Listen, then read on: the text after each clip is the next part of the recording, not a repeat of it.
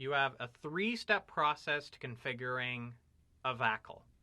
Step 1, bake your access lists to identify the traffic that you want to pull out of the lineup and treat differently. We can treat traffic with either a forward or a drop action. So figure out the logic first. I like to think that access lists follow like a 95-5 rule. 95% of the traffic is going to be dealt with one way, 5% of the traffic is going to be dealt with another. It might be allow 95% of the traffic, drop 5%.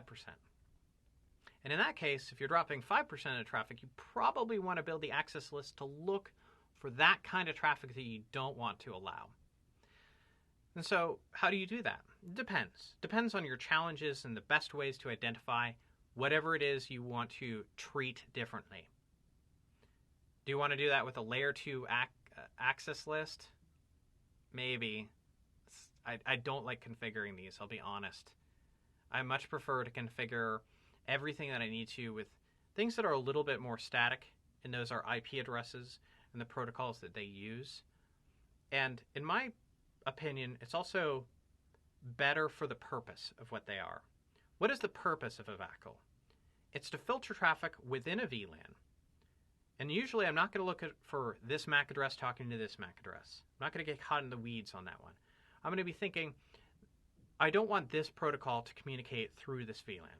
I want to lock down that protocol. I don't like it, what it's doing for the network. It's a security risk. So what I'm going to do is I'm going to identify that protocol by building an extended access list. And it's going to look a little bit more like this syntax that I'm going to write over here for you. Okay? So let's construct a permit sequence that's going to deny the kinds of traffic that we would expect to deny. I would say permit, not to say that I want to allow it, but to identify it, to match it.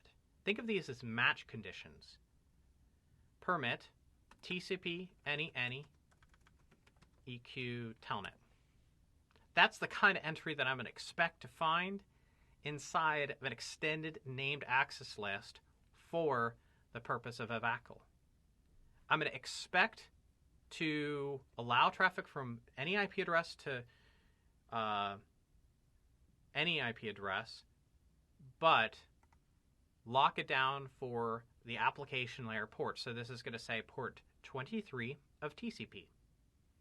So figure out how you're going to identify that traffic. Let's do one more. Let's say web traffic. No, let's say TFTP traffic. Permit UDP any EQ TFTP, or you can put in the port, whatever you want to do. You could certainly put in the port for telnet as well, which I'll do just for grins. So identify the traffic that you want to identify. This does not mean we're going to permit, because you get to control what your logic does in the access map. So go back to global config, and you're going to do VLAN access map and the name of the access map. Now, if you know route map logic, you know this. It's actually simpler than route map logic. You do not get permit or deny sequences, but this is a sequenced construct. So this is going to get the first sequence that we do, and it's going to be processed in a top-down manner via the sequence numbers. So sequence 10, processed before sequence 20, so on and so forth. Then what we do is we say the traffic that we want to pick out of the lineup, we're referencing the access lists above. Usually when I do this, it's not going to have both kinds of access lists, but we're showing you a good example of syntax that you could take advantage of. So we're matching.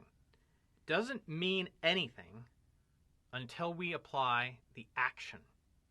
The action here says what is going to happen. It says at layer 2, we're going to forward the traffic. What is the other action we can do? Drop. You could have said drop. And usually when I build in a VACL, that's what I'm going to do. I'm going to drop one kind of traffic and allow the rest. Now, if you don't have a match condition on a sequence, that's a match anything. So what I like to do is this. I like to build in sequence 10, the first sequence, that is going to drop the kinds of traffic that I want to allow, or excuse me, drop the kinds of traffic that I want to drop, and then allow the rest with another sequence. Drop a little, allow the rest.